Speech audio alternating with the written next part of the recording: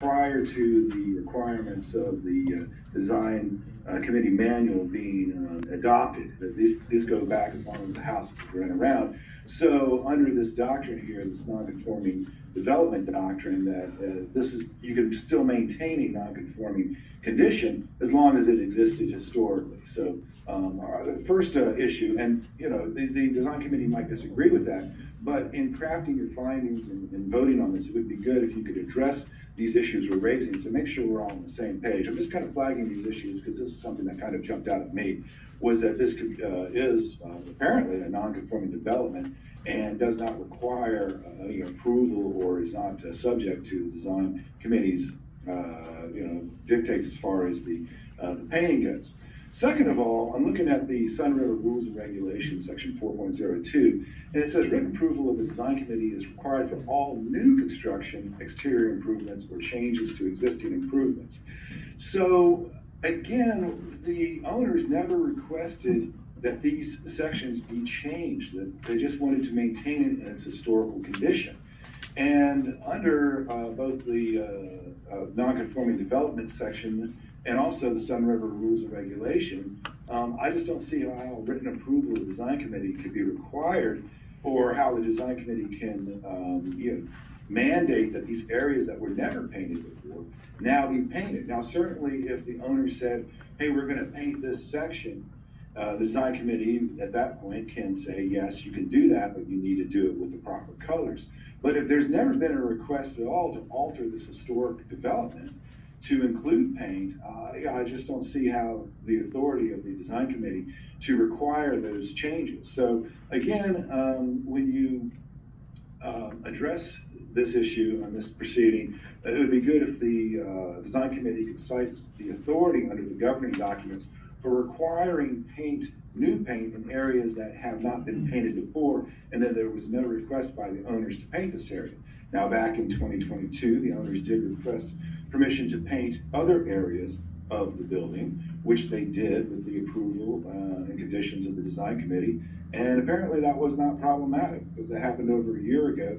And this issue did not arise until there was an application for a separate development on the property. That was the air conditioning units. And then as part of that, there was an inspection, and that's when the design committee said, oh, you've got to paint these areas. But painting was not a part of that request to install those AC units. So again, we're kind of at a loss about why this issue is coming up now, especially since these conditions are basically just a continuation of the historic use of the property, which appears to be allowed under both the design committee manual and under the Sun River Rules and Regulations. So I'm here to address any questions, or if you would like to provide any clarification on the authority under the governing documents that allows the design committee to require painting in areas that have historically not had paint and instead had staining. Okay. I also have a quick question. Yeah. I was the original approver for the air conditioning unit and enclosure, and then I was also the one that denied the request to maintain our no enclosures. Do you have any comments regarding the other issues of this re-review? My is that the requirement to enclose the air conditioners, that rule was adopted after the air conditioners were either the permit was applied for or they were installed, and therefore would have been a non-conforming use, and we could continue that use. However, just in the interest of keeping things cordial, the owner apparently has agreed to enclose the air conditioning units. That's my understanding. I'll let Dr. Cohen chime in if that's not true. But yeah, they say even though we didn't have to do it, we don't believe we legally had to do it, they went ahead and did it. So as far as I understand it, the issue with the enclosures is moot at this point, because the owner has taken steps to enclose it per the design committee's request, even though I don't think it was required legally, because the units existed prior to the adoption of rather new rules regarding the enclosure of AC units. But again, that's not really an issue anymore, because the owners have agreed to go ahead and enclose the air conditioning units nevertheless. All right. So what we're doing today. Yeah, I would like to say, could I say something about that? Yeah, sure, go ahead. Yeah, we did decide to go ahead and do, there, you know, we requested, we had one small mini split air conditioner that was built last May. I think it was put in last May, and that was the one that we asked for an inspection. And it was a very small unit outside in the back. It was not visible, and we read the rules very carefully. It was not visible from the street, from the bike paths, from the golf course, or from any neighboring properties. So when I spoke with the people who installed it, I said, I don't think we're gonna need an enclosure because it's not visible from those, and those were the regulations at that time. When they submitted the proposal, which I signed without realizing, they did say something about an enclosure, so that was an error. And when people went out, they said it needed enclosure. My feeling about was that it didn't, because it was not visible for any of those places that it was required, you know, to be screened if it was visible from them. But because, you know, a lot of things came up during this inspection, we just went ahead and we extended the wall from the trash enclosure and did put that, so it does screen that new outdoor mini split. I do want to say that I think it looks terrible. It detracts from kind of the open and nature of the property. I think one of the first comments was that somebody was saying that they really liked the design of this house, and I want to say that I have many people come back there that say, you know, who've been in Sun River, worked in Sun River, who said, wow, I've never been back here, this place is beautiful. And that's, you know, my concern about it, is that the beauty of the place is that it is somewhat hidden, and that it does kind of have a look of blending with the environment. So I have more to say about that, but I'm going to let Ken continue on. But in terms of having put in that enclosure, I think it looked a lot better without it, but we did do it. And the bigger enclosure around the other unit, which was installed 15 years ago, we put that in. I'm fine with that. It looks okay. The one that's sticking out there in front of the mini split enclosure looked a lot better when it wasn't there. So that's my feeling about that, but we did do it. Okay, great. And I do understand your concern about, you know, aesthetics. However, under the permit, it did specify section 24.0 of the previous manual, which has been in place for a long time. And all heat pumps, air conditioners are to be completely screened. So that was part of your initial permit. And you also identified in your permit that your air conditioning and enclosure would be per SROA code. So I thought we were. Well, that's what I was just saying, that I didn't realize that they put the enclosure, because when I talked to the company that installed it, you know, my understanding, I think it was something like 17.07 or 17.7, something like that, which was actually sent to me as being the bylaw or whatever it's called in violation, specified, you know, that these things needed to be hidden if they were visible from the street, from the bike path, from the golf course, from neighboring properties, which it is not. So that's why I thought they mistakenly put in enclosure. It's taken care of now. It looks terrible, but you know, it's taken care of. It couldn't be painted because of the weather. It will eventually be painted, you know, when the weather clears the color of the house. Correct. All right. Well, I just wanted to make sure that there wasn't a misunderstanding, that section 24 was identified in your permit, and that's from the older manual, and that clearly was in place at the time your permit was issued. No, it was section 17 something when the permit was put in, and there was a misunderstanding, and that misunderstanding was between me and the company that installed it, who put in enclosure when I had spoken with them specifically about the fact that I did not think it required enclosure. But that was the misunderstanding. It was some section 17 point something that has been cited throughout this course in terms of that. But, you know, it's fine, it's done, so Okay. So, Right, so I'm just, gonna let Ken continue now.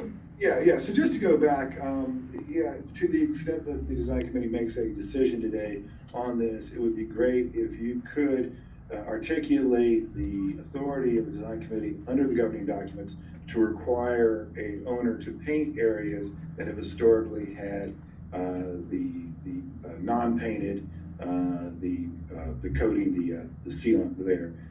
Because that's just the big thing that pops out of my head is like, if they've never requested that these areas that were stained be painted, where does the design authority or design committee get the authority then to require an owner to go out and paint areas that have historically been stained and that there's been no request to paint those areas? So if you can articulate that, that would help us understand the decision and making any our decisions on our end about possible appeals. So we encourage you, the design committee, to discuss that authority to go back and make a owner paint an area that has historically not been painted. Okay. But with that, Can we get a word in edgewise here? Thank yeah, you. We'd like to actually provide some information or ask some questions. Yeah, sure. And my first question is, how did this situation get approved, or how did it come to be in the first place? Final inspection of the AC.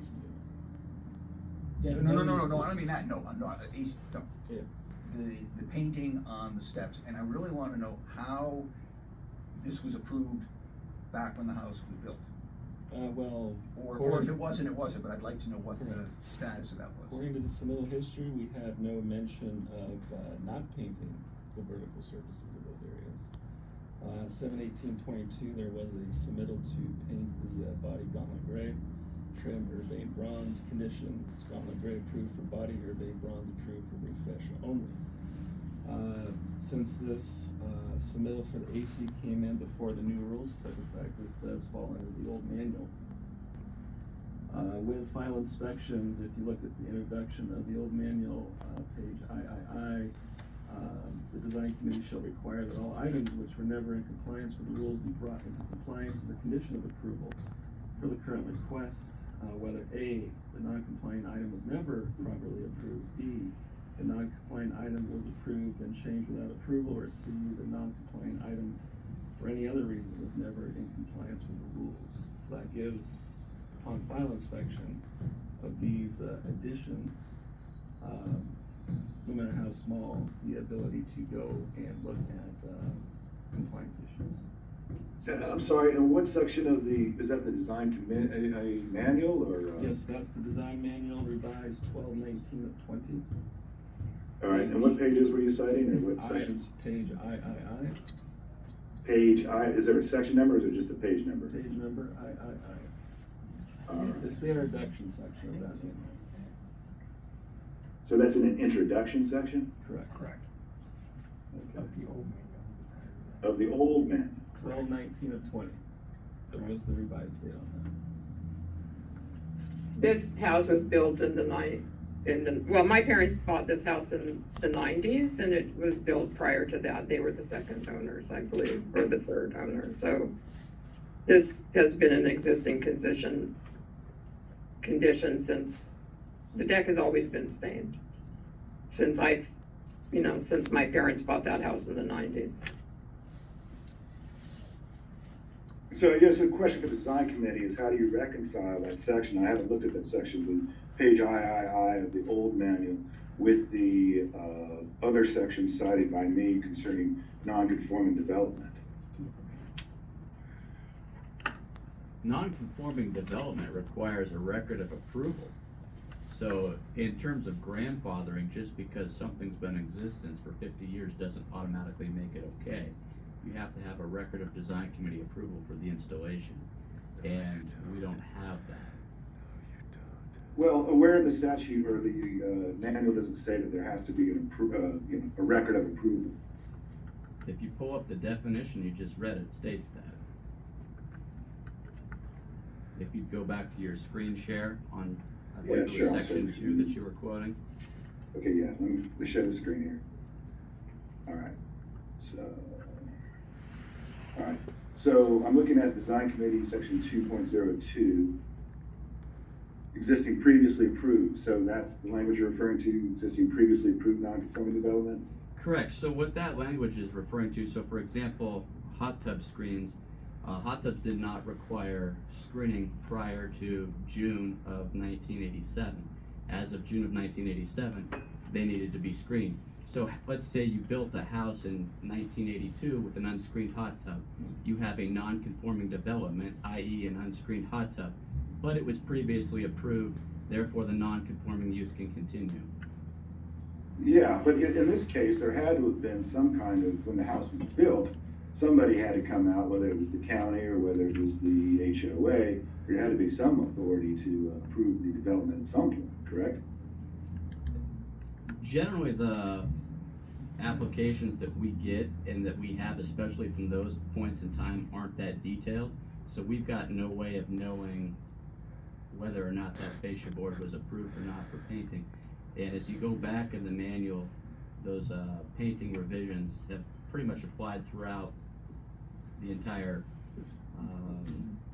revisions of that manual. So the assumption we're making is that it needs to conform to the rules that were in place at the time, which is what's been cited here. So if you have information that is contrary to that you can show it was approved as an unpainted surface, that would certainly work to your benefit under this section of the manual that you're citing. Well, certainly we can go back and get, historical evidence that these areas were unpainted historically. And again, I just can't see a house being built without some kind of approval, which would be a previously approved non-conforming development. But anyway, we can, if we want to keep the record open or keep this open, to explore that a little bit differently. But yeah.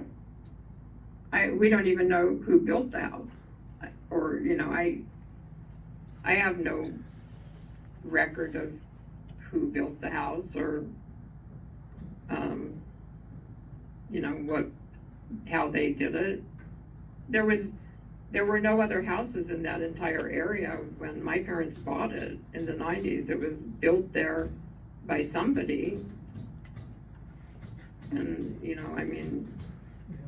it seemed to be a known entity, but I don't know who built it. I wouldn't know how to get that information. Well, the information that we would need is a design committee document noting the approval of fascia, deck fascia in this particular instance being unpainted. Well, And do you have that? I mean, you're the design committee, do you have that record? Because somebody else prior to my parents buying the house, built the house. We have archived information in terms of original blueprints and things like that, but like I said, given the date and time of the construction, that level of detail just wasn't there. So where do you propose that we get that? Well, that's what I'm telling you, is you don't have a design committee approval for what you're asking for, therefore you don't have a non-conforming development. If you have How long has the design committee been in existence?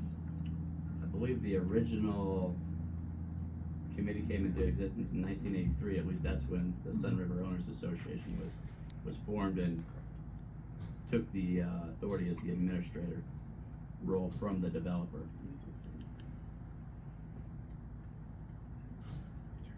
I have a quick question too about the paint color. It looked like there was a paint color change. Was the previous paint color lighter or more Well, gritty? the previous paint color was brown. Okay. If I had known that somebody was going to say, paint adjacent to your stained decks, which are stained to natural cedar, if I had known they were gonna say, oh, we think that should be blue or gray or whatever, you wanna call that color that the house is, I would never have painted the house that color. Nobody said anything about that when we submitted and, the committee approved our request to paint the house. We were told by some real estate agents that these colors were, you know, good colors to paint a house, so we did that, but I would never have done that because it's not gonna blend with the environment, it's going to stand out. I think the only thing at all that's visible to anybody other than us is those steps the back steps that Ken showed a picture of, that those would be visible from the golf course. They're a long way away across a body of water, but, you know, potentially visible. I think it's going to be much more obtrusive to have those with the deck stain and then this strange blue-gray vertical surface. It won't blend with the natural colors of the area, and, you know, that's my concern. That and the fact that it's going to be extremely expensive for us to have to mask off the painted part when we stain the decks, to mask off the stained part when we repaint vertical surfaces a blue color. You know, those surfaces, particularly along the breezeway, are often hit by the irrigation sprinklers, you know, which is gonna degrade the paint quickly. You know, so it's going to add a lot of expense, and it's going to be much, you know, more obvious. It's not gonna look like, right now, I doubt that anybody on the golf course even notices those steps. Can I ask a question? Can I interject something? Yes. Because I wasn't involved in this until just now. I have looked at everything and read it, but are we under the old manual? Yes, then why are we citing the non-conforming development section of the new manual? Should not be, it's all based on the old. Okay, so Mr. Gillies, we're not under that section. No, not Mr. Gillis. Mr. Dobson, sorry, the big name under you is Scott Gillies. I don't think we're under that section, am I right? Yes. Well, I don't have a copy of the old manual, but the idea of non-conforming use is a doctrine in land use law that goes back 100 years or more.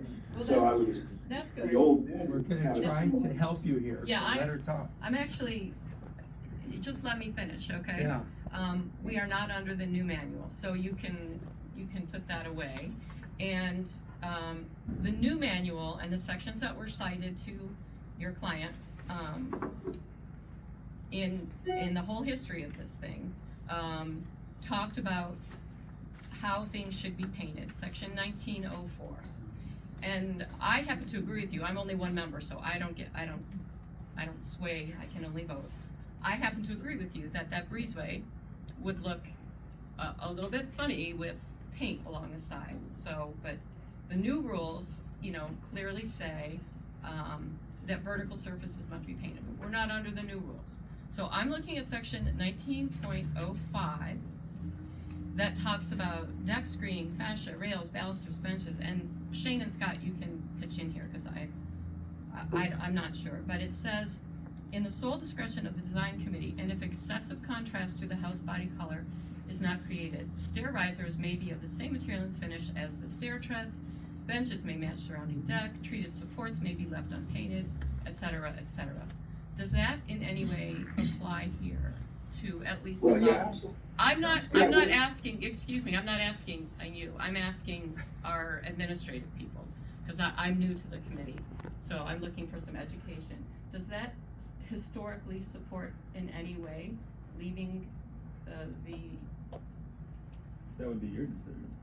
well, but Right. is it, Well, that applies to the house itself, what they're, the decks and whatever we're talking about here, Well, that would apply, right? well, the issue, I think, and I kind of agree with you about the stain versus this and that, it's the contrast between the body color. yeah, because And their that. house is quite dark, Right. and the surface is light. Yeah, And now, I know some people like to actually have that contrast so people don't trip and fall, but that's not my but problem. 19.0 doesn't allow for that severe contrast, is my point. Because the manual specifically says if it's compatible or complementary, and it talks specifically about contrast in section 19. Right, and we don't want a contrast. And we don't want a contrast. So if we have them painted, we're going to have a contrast, am I right? Not if it's the same body color, or they can stain it something darker, so there's not that visible contrast. right now, there's no contrast, because There's it's the very same. much contrast between the body color and the vertical edges. And the vertical surface. Right, that's the contrast. So you could, Okay, you so- could paint the risers a color closer to the body Or color. stain. Or you could repaint the whole house so that it's lighter, except that's probably too light. That's very So- expensive, but yeah. Okay, So that's, to me, We where just the, painted the house a year ago. right, where the design We just- manual Correct. is, telling us what to do here and directing us is the contrast in my mind. The contrast between the deck surface and the vertical risers, or the stair surface and, the kick plate of the stairs, that contrast, those two things are right next to each other. Now, one of the things that was called out and that we've since, done was they wanted the downspouts to be painted because they sat against the house. They needed to be the color of the house, which we've done since you required that. That was explained to me as because those two things are in close proximity. The deck, which is stained, and the vertical surface of the deck, same with the stairs, are in close proximity, and that's the issue in my mind. yeah, and I noticed that you have painted the downspouts, right? Am I right? I was out there. We've done everything else that was cited on, in your original letter. This is just unacceptable to me. Right. This vertical fascia thing it's just Yeah. isn't gonna work. So we did the rest of it, but in, the way Shane explained it to me in terms of those downspouts, they needed to match the color of what they sat against, Yes. implying that it's the proximity of two different colors that is the issue. And this proximity is between the surface of the deck and the vertical fascia underneath it, and those are gonna be right next to each other. I'm talking about the deck and the stairs, and I mean, it's gonna look as silly as the photos that were sent to me to explain to me. I couldn't understand what they were talking about, because I just couldn't imagine that that's what they'd be saying. So those photos that were sent to explain that to me with that blue hatching, that's basically what it's gonna look like. It's gonna have like blue-gray, right under Okay. there. It's, the proximity of it is the issue. Do we have the discretion to, 1903, since we're using the old manual, all exterior colors shall blend and be compatible with the surrounding natural environment. There shall not be excessive contrast between any color combinations used, including but not limited to roof, masonry, siding, trim, windows, doors, shutters, trusses, or logs. And that's, the very first one, and then it goes on in 1905. So that's where I feel that we're really in violation of the manual here, is the excessive contrast. And it's a shall not be excessive contrast. In 1905, it says all deck screening, fascia, rails, balusters, benches, supports, stair risers, and doors, except for the main front door, are to be the same color as the approved body house, in the sole discretion of the design committee. And if excessive contrast to the house body color is not created, stair risers may be of the same material and finish to the attached stair tread benches and may match the surrounding deck material. Treated supports or may be left unpainted with other support materials. So the problem I see is that we have the discretion to allow a different color or a stain instead of paint, but we don't have discretion when it comes to the contrast of the paint color. well, but if they paint it, what does that do to the contrast? I mean, But overall, I don't think it makes any They difference. could do a darker stain if they wanted to, and I Does it make understand it they don't worse? wanna paint, but if they could do a darker stain, something that's not as contrasting, then we have some flexibility there. Well, I think we have flexibility to leave it the way it is. And what do you think, Mary Beth? Well, You're reading this section. I'm not sure, so I'm still on 1905. So what it comes down to is the design committee has discretion to make a decision whether you feel there's excessive contrast now or not. If you do not feel there's excessive contrast, And 1905 allows those stair risers to remain the same color of the horizontal boards on the deck. If you do feel there's excessive contrast, then that's out the window. Okay, I don't think there's excessive contrast. I don't either. I think it's the definition of excessive contrast. I happen to like it, I think it looks very nice. The whole idea was to not have individual elements of the house popping out at you. But it's- And that's, of course, the whole objective still of going to doing it happen, that though. way in the first place. It's still going to happen because you're now gonna have something that looks like, you know, highlighting the fact that that breezeway deck is lighter than the house, cause you're gonna put something right next to it that's darker than the house. So, but if we don't have discretion, But we we don't. have that all over Sun River, where people have a stained deck surface, and they have house body color around it, and there's contrast there. Mhm. But we don't care if it's horizontal, because in theory, you don't see that driving by the house. Yeah, I see what you're saying. So but nonetheless, while I think it's almost the definition of excessive contrast, I would be willing, I think it looks much better now than it would painted. So I don't know where that You're allows me to vote. There you go. I feel the same way. You can make a motion that, Well, there's a lot of parts to Yeah. Parts of this, yes. well, if we look at the actual, what we're reviewing, there's a whole bunch of parts to it. Yeah. So what we're, because the part that came to me as an admin review, included Shane's, compliance letter. But there was a whole bunch of things in that compliance letter. So, well, so every one of those except this walkway has we're been, upholding or the homeowners agreed to comply with everything except for this. this. Is what That's what I had when I looked at it. So- This Yeah. was the only outstanding.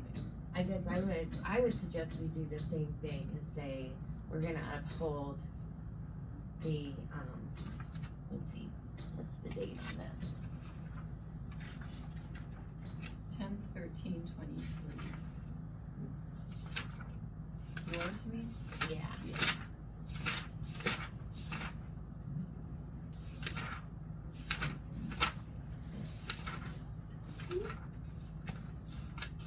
This one here, dated 10/13. So this was the admin review, dated 10/13.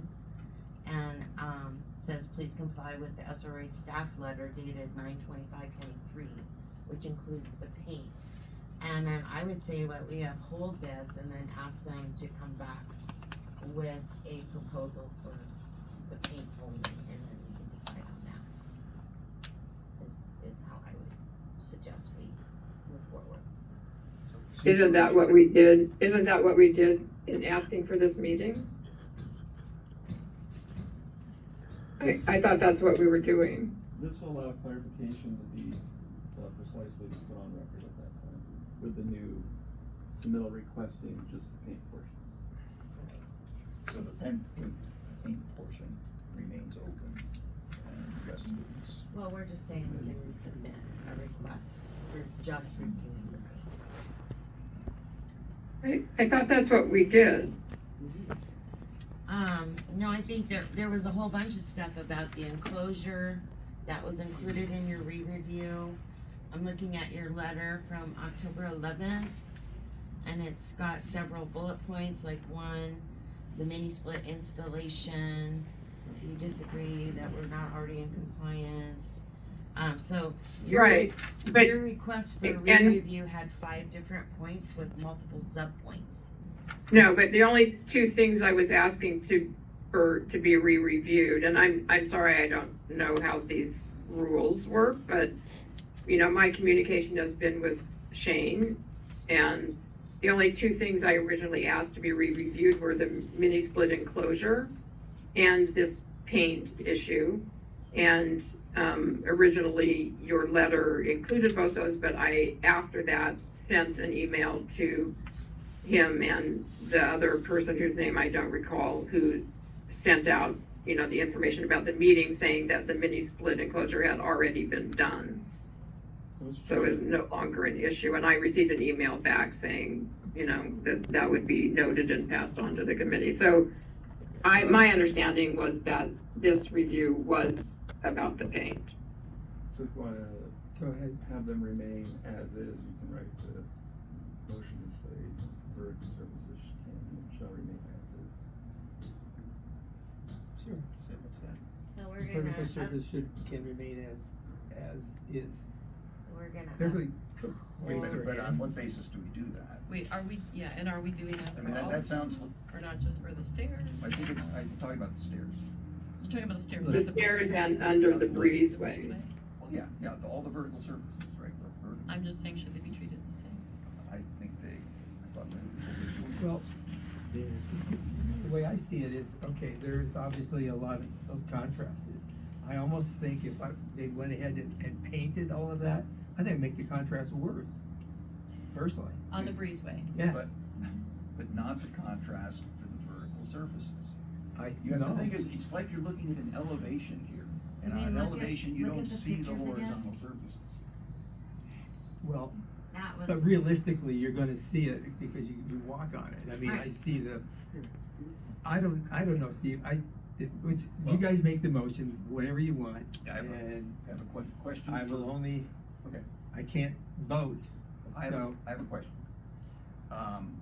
If we were to make it an exception under the old rules for this, say, you know, it's fine, it's been there forever, prove it as is, does that undermine the new manual? No. And future, if they change their No. paint. Doesn't matter. Because it's in the discretion. You know, We have ultimate It- discretion, right? it does And not what it set a feels. precedent. And it says so in the manual, if we make a decision like this is not a precedent for future applicants. Okay, and, okay, I mean, that sounds good to me, but I'm pretty sure the next time we have a lawyer up there on the board, we're gonna be sweating this out the same way. If in fact it does legally undermine the new manual, we don't wanna do that, because that's like Well- going back to zero. I mean, we can say as is until they change or update their paint color, and at that time, they need to correct this. Well, that because will be it's- a new application, and then we'll know that we're Right. under the new manual. But we can inform them in our motion that this is temporary approval until they update their paint color again, and we're just not gonna make them go through the expense. They update their paint color again, they're gonna have to reduce that contrast. Scott, do you have something to add to this? There's no such thing as temporary approval. You're either approving it or you're not. And the manual that you're using, the criteria that you're using is the 2020 manual, which gives you discretion in terms of contrast, which is not defined in the old manual. So it's up to for you guys to decide whether or not it works or not. And that's a big part of why the new manual is far more prescriptive and takes away that discretion and provides definitions. It's to avoid situations like this. So hopefully this is the last time we have to do this. Well, okay, so if they apply, they wanna refinish the deck. The way I understood the attorney is that they might do something with the vertical surfaces. But anyway, we're just dealing with this now, and what do you guys wanna do?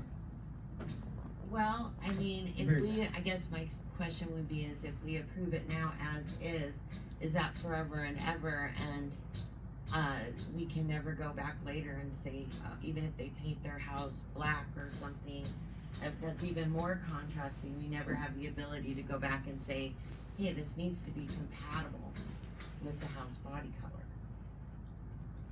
So any application from this point forward will fall under the new rules.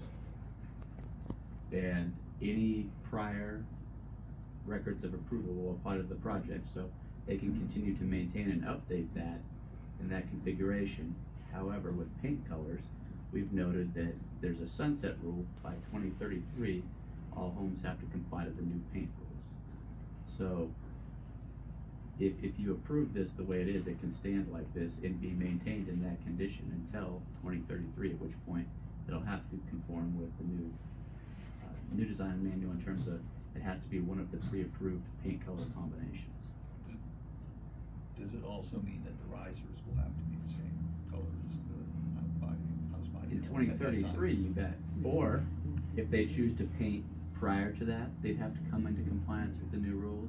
If they altered that deck, if they made it a different shape, a different material, a different configuration, any changes to those building improvements would require compliance with the new rules. But if you approve it the way it is now today, they can continue to maintain and repair it in that condition until 2033. And that's only for paint colors. If it was something different, they could, let's say, for example, the hot tubs that have been on screen since 1982 when they were built, they can continue to be repaired, maintained, and kept in that condition for forever until they make a change. So To change to the the hot change, tub. change to the hot tub, the deck, the configuration, anything like that. But once you have a record of approval, that's what the attorney was referring to in our non-conforming uses, that would be something that is subject to design committee review and approval if they want to make a change. But if they're not changing it, they have an approval, so they can keep it that way for forever. But with this, it's a little different because we have a sunset rule with paint colors. So by 2033, So in a sense, it is kind of a temporary approval, right? In this case, we kind of get a Yeah, temporary it's approval. kind of, yeah, okay. Yeah.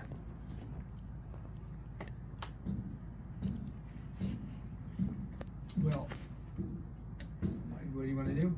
So it comes back to that. I mean, I'm advising to just figure out a way to just leave it as is. I'm okay, especially understanding with the clarification that if they're gonna make any modifications, it has to meet the new manual rules, regardless of what we say today. And by 2023 or 2033, in 10 years, it has to meet the new rules, so that contrast is gonna go away either now or within 10 years. So, yeah, I'm good with that, if you wanna approve it Well, under can we, the old manual, yeah.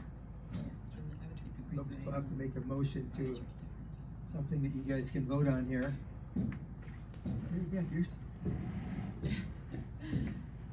you can do, you know how to word it properly. No, I think Teresa, I mean, it was your baby from the beginning, I think it Okay. So you don't want to get her to give it up. So, here, let me try this out. Okay. All right, this is a rough draft. Mr. Chairman, I make Yes. a motion to uphold the denial of 10/13/2023 with regards to 11 Hickory Lane.